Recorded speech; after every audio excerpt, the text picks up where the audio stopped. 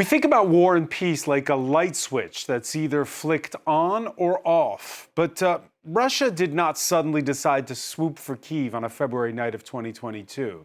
To this day, in fact, it still refuses to call it a war, sticking instead to the less definitive term of special military operation. And yet, the writing had long been on the wall. The actual war started long before, in 2014. Many, through blindness or necessity, refused to heed the warning signs. Even Ukraine's president continued to downplay the intelligence reports. When does rivalry turn to hostility? Hostility to war? And are we sometimes at war without even knowing it? Fast forward to the present, and there's no doubting what to call this long, brutal slog, with its hundreds of thousands killed, its nightly air raids, freezing homes. How long can a war last? Or otherwise put, how long can peace last? Were the last 8 decades the exception for a Europe that in time went from a zero-sum game of the Cold War to the enlarged defense shield of a U.S.-led NATO? As Washington's support for Ukraine now drops dramatically, what do the next 4 years have in store? Today in the France 24 debate, we're wondering if it's Europe's war now. With us from Kyiv, France 24 correspondent Gulliver Cragg. Thanks so much for being with us. Good evening. Darina Patyuk is Director of Operations at the Eastern Circles think tank. Good to see you. Good to see you too, thank you. Vera Grantseva, lecturer at the French Political Science Institute, Sciences Po. You're the author in French of Do the Russians Want War? We'll pose the question to you later in the show. Thanks for being with us. Hello. Yeah. And a former Chief International Affairs Editor, Robert Parsons, who along with Gulliver was in the Ukrainian capital on the night. There you are with Clovis Kazali and Abdallah Malkawi from our Arab language channel, drinking a lot of coffee. You didn't sleep much, I guess, during those days, it seems. By the way, on the go, you can listen to the show wherever podcasts are streamed. And as this war marks another anniversary and a front line now that's barely budged in the past years with the huge casualties, the human cost can also be measured in the numbers forced to flee. Nearly 6 million, many abroad, with, according to the United Nations, 3.7 million who are internally displaced. We're going to show a segment from the report that Gulliver Cragg filed.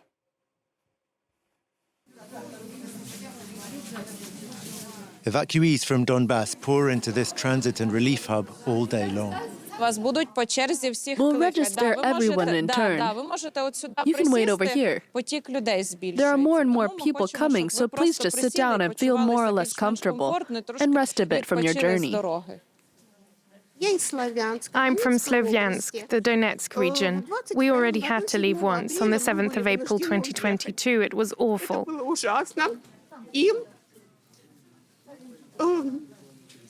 And in April 2025, we came back. She was determined to stay, even after her home got shelled. We got a good amount of compensation money from the state and repaired the house, but now it's again become too scary to live in Slovyansk, so we're leaving again. I hope it won't be for long.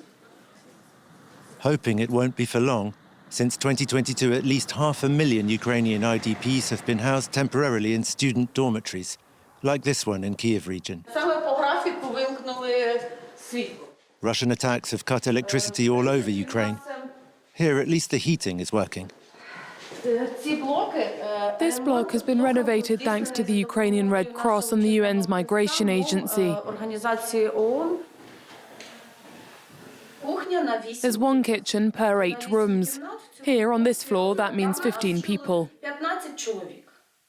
It is supposed to be temporary accommodation, but for tens of thousands, moving on has proved impossible. They require so many documents to get compensation for our house. If only we had them, I'd be so happy. But without that, I've got nothing. I barely had time to grab a change of clothes.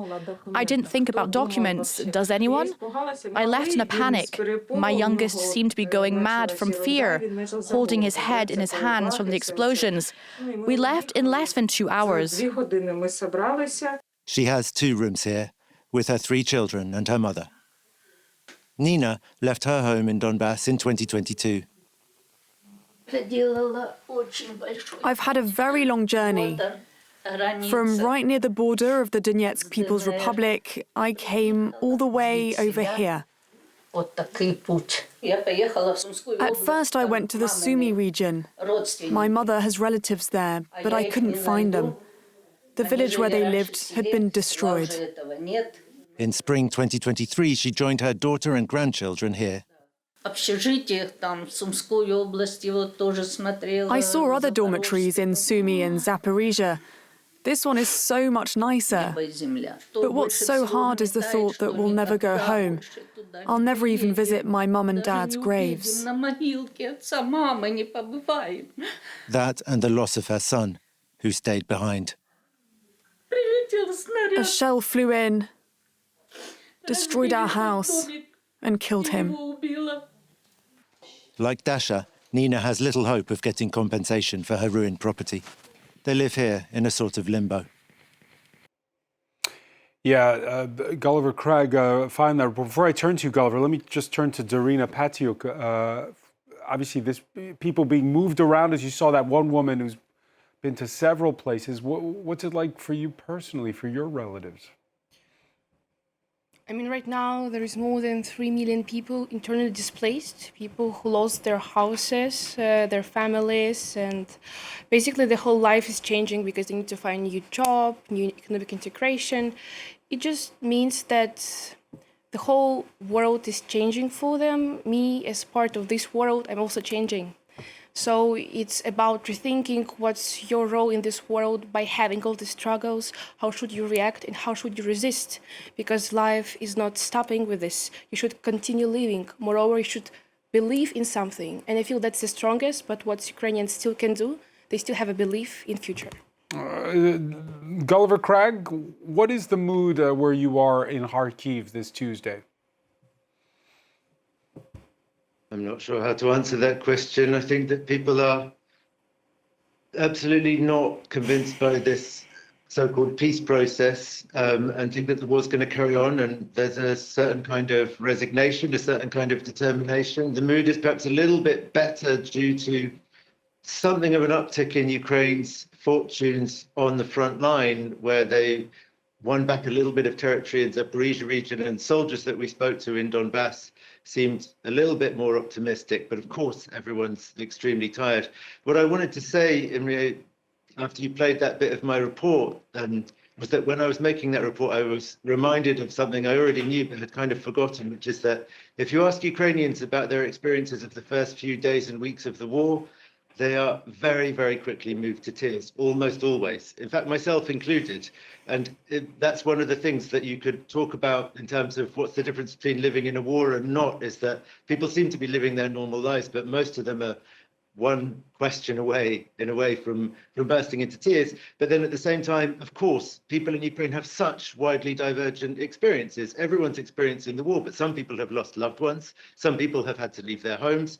Some people have joined the army or have got their husbands or wives in the army. And other people are managing to carry on living a life much the same as it was before on the surface of things. Anyway, so there's a huge difference, and you have to be sensitive to all of that. I mean, everybody does, not just foreigners who are here and journalists. Yeah, that refresher of what happened in those opening days of the war. We kind of had it earlier in the day when we were in the newsroom digging through the archives. Remember, at the time, many thought Kyiv was lost in those opening days. The fighting extended to its northern suburbs. Robert Parsons, you went to a lookout position above the Dnipro River.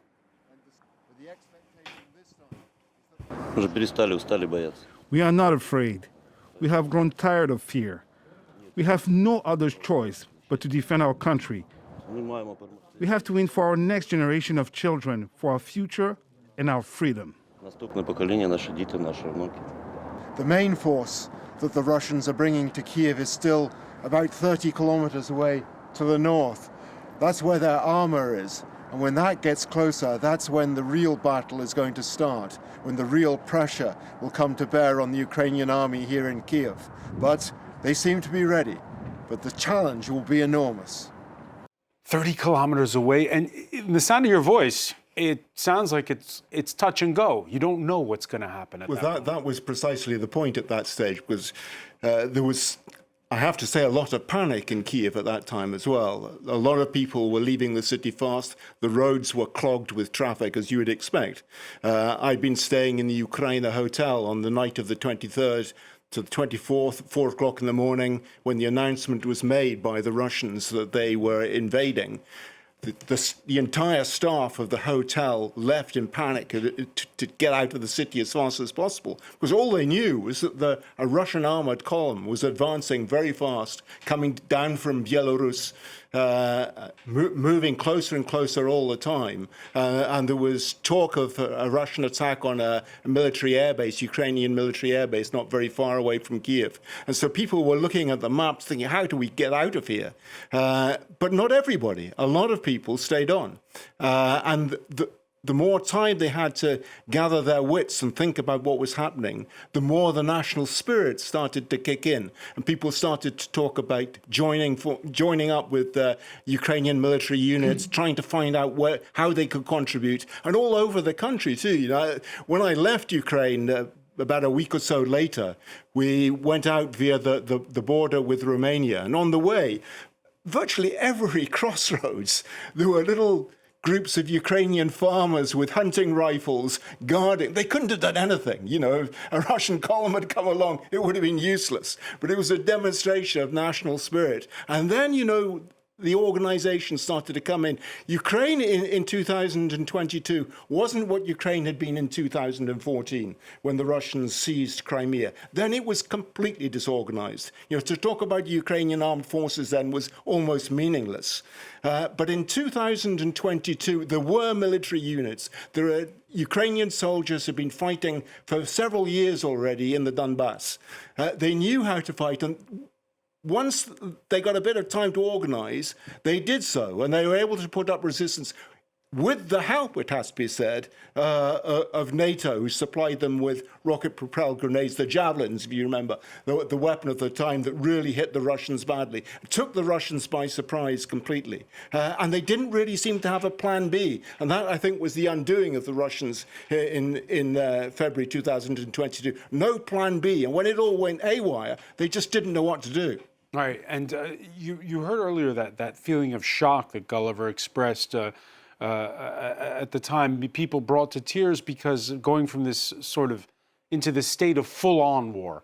And I remember, Vera Gontseva, that when we spoke to Russians in those days, people in good faith didn't believe there would be a war. They thought, oh, well, you know, Russians and Ukrainians are brothers, or many of us are intermarried. There's not going to be a war. Was that how you felt back then? Me personally, I was more, let's say, suspicious about Putin. So I left Russia because of Putin politics. And since his joke in 2018 about nuclear war, I became quite anxious about what he will be able to do in Russia and abroad. And I was partially right about it because it's very irresponsible to make such jokes. And what he did in 2022 was very also irresponsible. But for many people, it was a shock. Including those who were in Moscow, maybe in some political circles, because we know today that this decision to invade Ukraine was taken by a very narrow circle around Putin, not Minister of Defense, not Minister of Foreign Affairs, but the closest friends of Putin, oligarchs, which he knows for a very long time. So Russians were also shocked by this war. They did not expect Putin to cross this line and to start a real war with missiles, with shelling cities, with committing war crimes. Because what he's been doing for past 4 years, he has been committing war crimes against humanity in Ukraine. So yes, it was a shock. And what is also interesting for me that Putin prepared this war. So he started to prepare Russian minds, kind of grow their aggressivity towards the West since long time. And nevertheless, yeah, because let's just go over that timeline for a second. Because there was this speech that surprised people at the Munich Security Conference back in 2007, I believe it was. Then 2008, a war with Georgia. Yeah, in Georgia. Short one. Then, obviously, what we discussed earlier with 2014. At what point does he decide that there has to be this, I don't know, can you call it a permanent state of war, or at least a permanent war readiness? And it's a very interesting question. When Putin completely dramatically changed his mind against the world, I think that it took time. It was a gradual process. So it was a progressive process in that sense. So from Russian eye in 2007, even in 2008, it was not bloody wars and some crimes against humanity. So these were really short military operations, which ended quite quickly. Even the siege of Crimea. For many Russians, it was also a shock, so we didn't expect that. But nevertheless, many Russians thought, okay, yes, it's a war. It's not a war. It's a short operation which ended without many victims. So maybe it's just how international affairs are done, you see. But gradually, we saw Putin changing his mind. Well, I cannot say the exact moment, but I think that also the COVID crisis and his isolation, which he had during 2020, because he was very obsessed with his health, you see, and with his risk of his health. So that was a moment maybe when he became really very disconnected from the reality, because the decision which he made about this invasion, it was a decision very disconnected from the reality and from the responsibility which he will bear and Russian people will bear for a very long time. Can I just? I think 2008 was actually more important than you're suggesting, and there really is no such thing, I think, as a short war. Wars take preparation, as we saw with the attack on Ukraine. We ignored the signs by and large, although we know that Western intelligence services, including the US and the UK, were telling the Ukrainians and others to prepare for a war. It was going to happen. The same thing happened in 2008 in Georgia. Very similar preparation of Russian military forces in the northern Caucasus rather than along the border with Ukraine. And it didn't just happen. It didn't take 2 weeks. To do something like that, you need months of preparation. And you hide it with claims that this is a military exercise. And there were so many similarities between what happened in Ukraine and what happened in Georgia. And the other thing I think is important to bear in mind is that Putin learned lots of lessons from the war with Georgia. He watched what the reaction was, and there was no reaction, nothing substantial. Yes, Sarkozy, the French president at the time, went to Georgia and negotiated a sort of a settlement with the Russians, but by and large, the Russians dictated the terms. Putin learned an awful lot from that, used his experience and prepared for the bigger operation against Ukraine, 14 years later. Darina Patyuk, when did you feel as though your nation was at war? Just to add a small bit and then I'll answer your question. So it's not only Georgia, it's Chechnya, Ichkeria, 1995. Then Georgia, then Syria, then Ukraine. There is a logic in this. And it's not only Putin, it's Russian policy of expansion. And with little pushback, as Rob says. Exactly, with little pushbacks. As Ukrainian, my youth and teenagehood, I spent on the revolution of Ukraine, on Maidan. That's the first time I've seen how our police are sponsored by Russians. They killed my peers, academicians, scholars, just people from the streets because they wanted freedom. They didn't want to go the same direction as Russia and post-Soviet space Russia is controlling. So this time it was my first kind of changement of my ontology of what's the Russian world and what's the Ukrainian world, and understood that I need to choose to what I belong. Unfortunately, our government in 2022, if we're coming to the full-scale invasion, they didn't believe until the last second, as we know from the reports, that the war will actually begin. But who believed is actually the civil society. These peers, guys who participated in the Maidan revolution and were part of the battalions, the volunteering battalions on the front line. And exactly these horizontal connections, they helped Ukrainians to resist, as you mentioned, Robert, before, to deter, to defend, and to create these clusters of cooperation and of protection themselves, their families, and their actually neighbors. Gulliver Craig, when you think back to those times, and you heard earlier Vera Grantseva mention there was the prelude of COVID, to which one can add Putin perhaps being spooked by the protests that took place in Belarus during the presidential election there in 2020. This sort of moment where it was a decision for all-out war, when did you first feel it? Well, I was sort of convinced that there would be a full-scale invasion in December 2021, and somehow in January 2022, I managed to convince myself that Putin could be bluffing, because it seemed to me that there was a rational case for taking his bluff as far as it possibly could, including all of that military build-up, and it would be much less rational for him to actually go through with the invasion. And turned out I was wrong.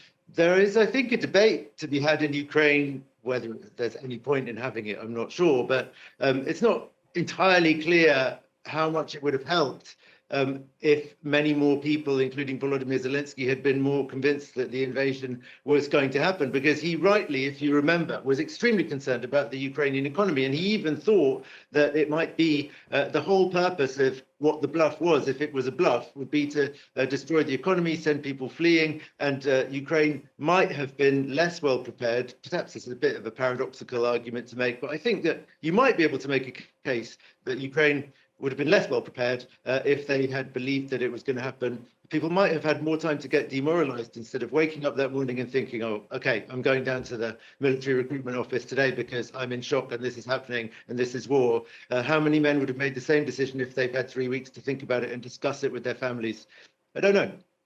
And fast forward to today, we played earlier those clips you sent us of those soldiers on the front line talking about the drone warfare, talking about they were quite understated in the recent gains they've made since the Starlink satellites were shut down. It's a very different war than what it was 4 years ago.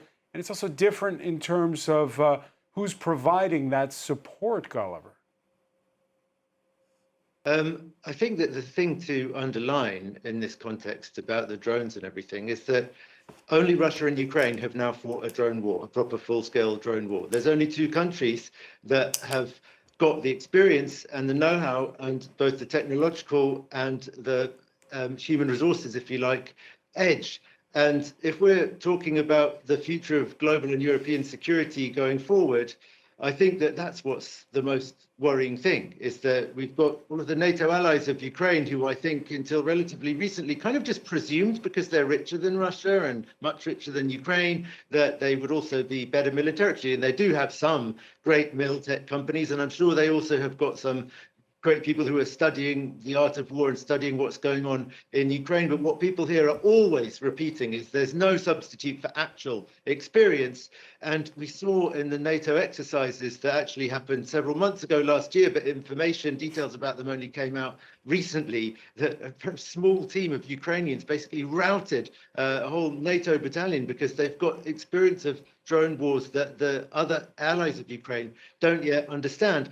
All of this also means that Ukraine's dependence on its allies has got less in terms of the military technology that they need, because Ukraine is making and designing its own. And hopefully, I think they've recently started to loosen restrictions on exports. This will also be able to feed the Ukrainian economy. But all the soldiers that I've been talking to over the past week that we've been traveling around have also said that they really want to underline how much Ukraine is hoping for its allies to keep up the support and how much it needs that support. And financially, I think, in terms of weapons, and I think they're hoping that European air defenses might be used one of these days to shoot down drones over Western Ukraine when they're in range. But so far, they seem to be a bit too timid about that. Yeah, it's been a slow 4 years in that regard, Darina Patyuk, of by increments, the West lifting objections on what or what not the Ukrainians can do with the equipment that they're given. Yeah, just to add up, it's not only drones. Ukrainians begin to develop also missiles, navigating system, battlefield management systems, radars, electronic warfares. I think Ukrainians understood that the only security guarantees they can have is developed by themselves. And that's actually, for me, a prominent thing what happened. Ukraine developed since scratch the whole defense ecosystem. Now there is more than 900 defense companies in Ukraine developing all these products. This is super hard considering the strikes on infrastructures, but still, Ukrainian managed to develop this. Yeah, I completely take Gulliver's point about warfare changing in Ukraine. not entirely correct, though, to say that Ukraine and Russia are the first to fight a drone war, because Azerbaijan defeated Armenia in Nagorno-Karabakh using precisely drones. It was thanks to the awareness on the Azeri side of the advantages of drone warfare that they were able to defeat the Armenians so quickly in Nagorno-Karabakh. But Robert, correct me if I'm wrong. Can I ask? The sky wasn't saturated with small first-person view drones in that. No, it wasn't was saturated. It was it a precursor wasn't the situation that no one could really Ukraine. move around without getting. But the Azeris had a huge advantage over the Azeris because of their use of drones, which they got primarily from Israel and from Turkey. But I think it's a different kind of drone war now. Well, of course, yeah. And so a different kind of drone warfare now. What we're also seeing is the countries that are supporting are evolving. We saw last summer Donald Trump welcoming Vladimir Putin to Alaska for a one-on-one summit.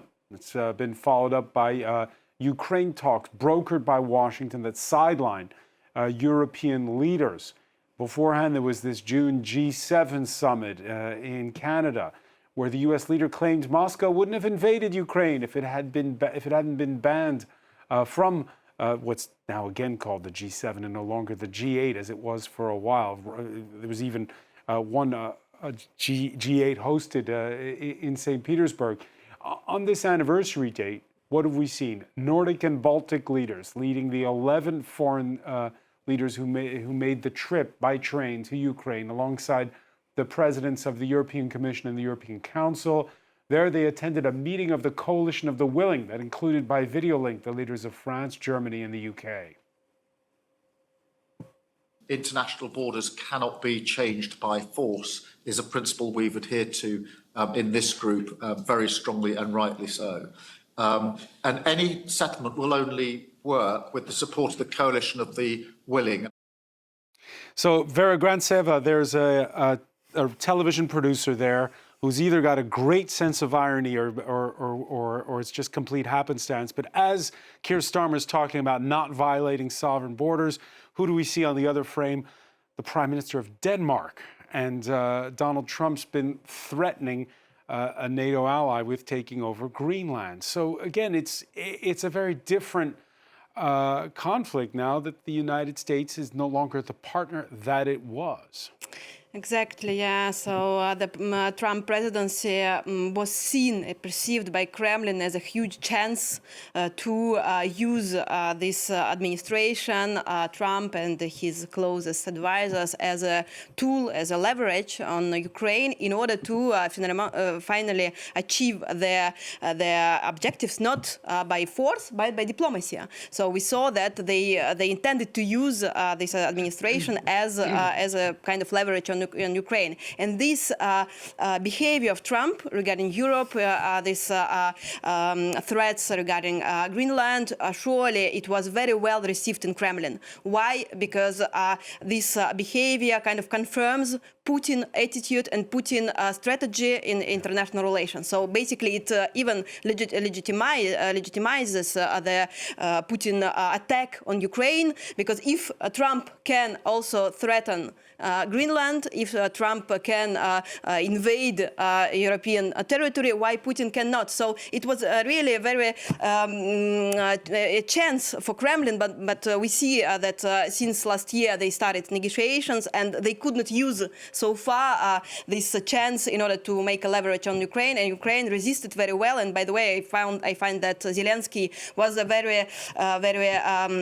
skillful diplomat in order to navigate in the very complex situation when your former ally became actually an ally. You call him a former ally. Yeah, the US is basically, if we see what Trump has been doing towards Ukraine, he is more on the Russian side than on the Ukrainian side. Let's be also honest about it. So Darina Patyuk, you're fresh back from the Munich Security Conference this year.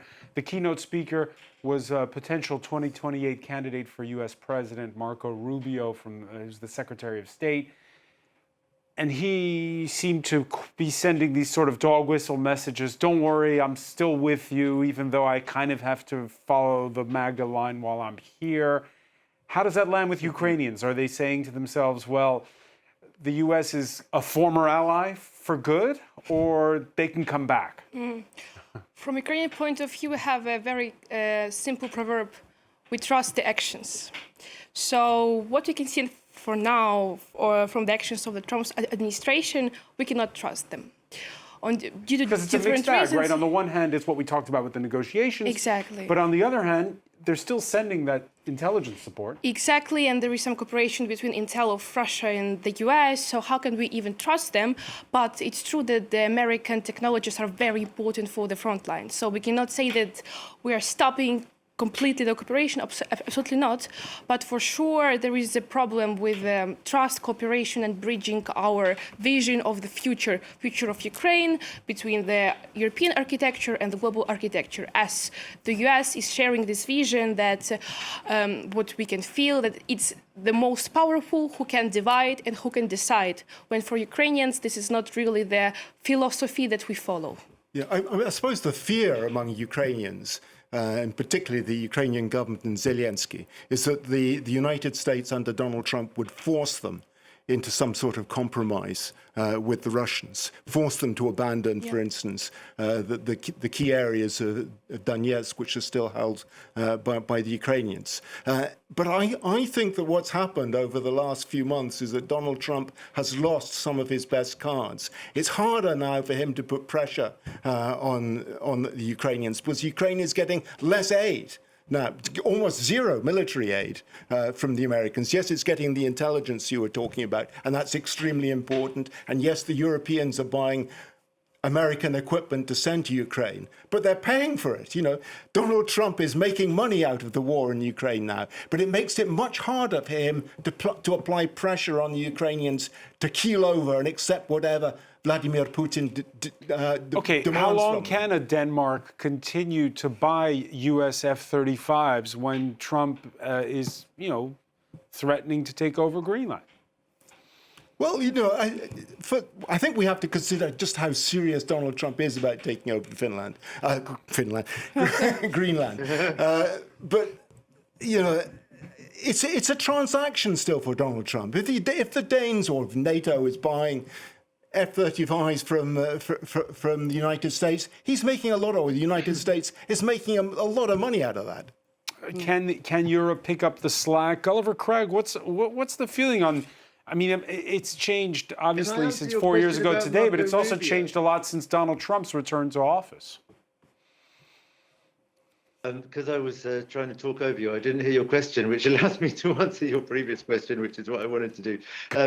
This speech by Marco Rubio, if he was there playing the sort of good cop or the friendly to Europe guy or the more normal US administration guy, if that's as normal as they can get, I think that Europe's got a lot of cause for concern because he was really pushing the very much Christian identity politics, very right-wing agenda, which is the agenda of the far-right parties in Europe that are the parties that Vladimir Putin, historically in almost every country in Europe, including in Britain with his support for Brexit, has been supporting. And I think that that's the real danger for Europe, is the danger of the far right coming to power and Vladimir Putin having good links with them, and essentially a danger to democracy, because as we see in countries like Hungary or in Poland, when the Law and Justice Party were in power, these parties tend to slowly erode freedoms, democracies, and democratic checks and balances. And it seems like the Americans are supporting that side now, as are the Russians. And that includes Marco Rubio. So, Gulliver, that brings us to the question I asked, which, we're talking on a day when basically the president of the European Commission and the European Council arrived in Kyiv, yes, but empty-handed, because Hungary vetoed a big loan for Ukraine. It wants the Druzhba pipeline fixed before it gives any money. Again, how much can Europe pick up the slack in its current form? Well, Ursula von der Leyen said today that the money will be sent to Ukraine one way or another. I don't know if that means they're going to wait until the Hungarian election and hope that Viktor Orban loses, which he may very well not, or if they've got some other plan. I don't know technically, maybe somebody else on the panel does, whether or not it's possible for Ukraine to technically fix the Druzhba pipeline. My understanding is that it was damaged by Russian shelling, not by the Ukrainians switching it off. But they might not be very keen to reopen it because, of course, their relations with Hungary and Slovakia are pretty bad at the moment. Darina Patyuk? Yeah, I would like to add on the Europeans. So as for me, this is a call to action for the European security architecture, because for now we can see that Europe has this mindset that we are kind of in security, halfly not, halfly yes, but we can. Isn't that what this coalition of the willing is all about? Aren't they doing that? Isn't it kind of a NATO redux? Yeah, the question is time. I feel time is ticking, and that's what we feel in Ukraine, because time is ticking with human lives, each day, each second, etc. So for us, what's important in Ukraine is not the amount of coalitions, the amount of partners, but the results and the roadmaps, and when we'll achieve this.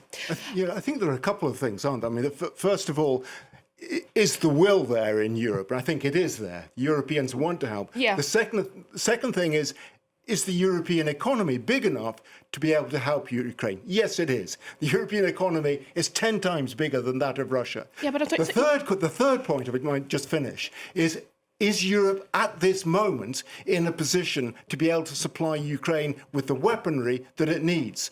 And that's where Europe is falling short at the moment. That's where it's having to accelerate its production and create new enterprises to produce the weaponry that not just Ukraine needs, but Europe as well. Yeah, I do agree with you, but it's not about helping Ukraine. It's about securing Europe.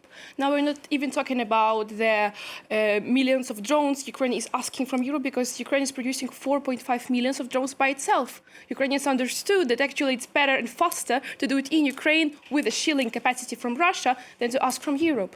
So for the Europe right now, it's just the question when you will reform your security architecture, considering all these complications with other partners. And that's why Europe has to buy from the United States still at the moment. Yeah, but I mean, time is a very also philosophical concept. We can talk about time all the time, and then we can see shaheds above our head. Yeah. Just wanted to add that what Europe needs to do is to understand in what to invest, how to create the partnerships with Ukraine, understanding the lessons learned from the battlefield. There's always an element of fog of war over how much each side is suffering, the other one saying they're inflicting huge losses on the other, but there's no doubt that there have been hundreds of thousands that have either been killed or wounded on both sides, with Moscow paying a heavy price, difficulties in recruitment. In Moscow on this anniversary date, Russia's president not shying away. He gave a speech before the FSB, his security intelligence service. He accused Ukraine of sabotaging the peace process, while local media have been peddling claims that France and the UK are smuggling components for a nuclear bomb to Kyiv. No independent confirmation of that. In the streets of Moscow, well, there's a bit of unease when folks are asked about the special military operation. I know what you want to hear, but I can't talk about it. I just want to ask. We stand with our country. We support each other. At the start, yes, we were scared, but now we're used to it. It doesn't affect you at all? No. It's difficult. A lot of regions are suffering. We try to put ourselves in their place. The government listened to us and the president listened. We're pleased that he mentioned us again at the economic meeting. Us and all small businesses in general. We're delighted.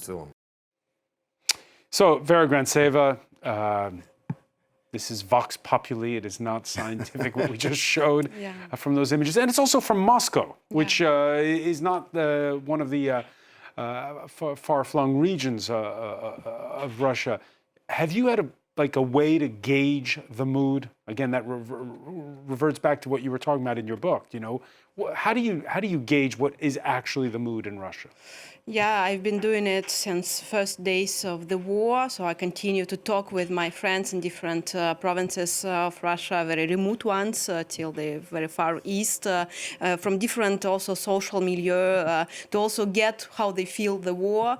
So what I can conclude, even though it's a very complicated question and the public opinion in Russia is very heterogeneous, so it's very easy to simplify this debate, I think. And it's not also to evacuate Russian responsibility about this war, but still to understand what really Russians are thinking about it, because it's also important in political decision-making process in Russia. So I felt and I saw it from the first day that in majority Russians did not support this war. There was also a shock about it. Russians were not very supportive in the beginning, but their problem was that they did not have also a possibility to oppose to it. Why? Because the very repressive laws were adopted very quickly, which kind of shut down any protest against this regime. And gradually, what people were telling to you in these little interviews on the streets, that they normalized the war. So now it's kind of their condition of living. So they try to retreat their lives into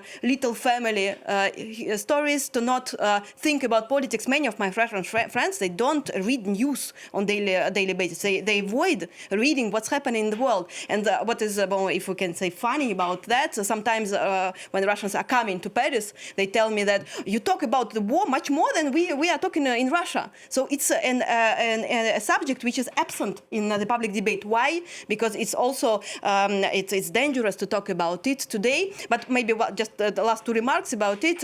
What also impacts in Russian conscience about this war is the fear of the defeat. Not in terms of we want to win Ukrainians, not, but they're afraid of the consequences of this war and the crimes committed by Putin, which they will pay, and their children will pay. They know their German experience, and they're fearful about it, and we can understand it. So that somehow makes them, they don't want Russia to lose. No, any nation doesn't want to lose. And there are also some recent developments in Russian public opinion, which I see on social media. It's a sort of critics, open critics against the government, which I did not see earlier, because of the economic problems. Because Russians now start to pay very heavily for this war. They have, for instance, increased the tariffs.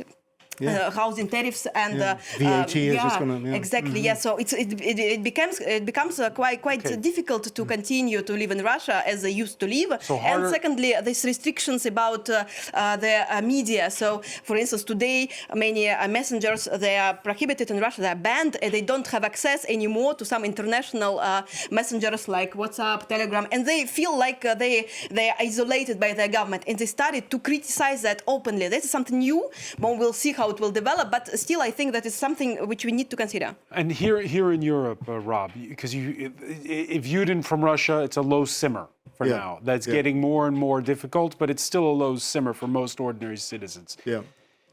Here in Europe, we still have the sense that it's our God-given right to be at peace, and that we've had that since 1945 in most countries, all with a few exceptions, like in the Balkans during. I think it's gradually disappearing. But just like to add one thing to what Viera said. One of the problems, I think, with this war for the Russians, and it's been going on longer now than the Soviet Union's involvement in the Second World War. It's already 6 weeks longer than that war, than what the Russians called the Great Patriotic War. But the big difference, I think, between then and now, and this is quite important in trying to understand how Russians view this war, is that when they were fighting against the Nazis in the Second World War, they had purpose.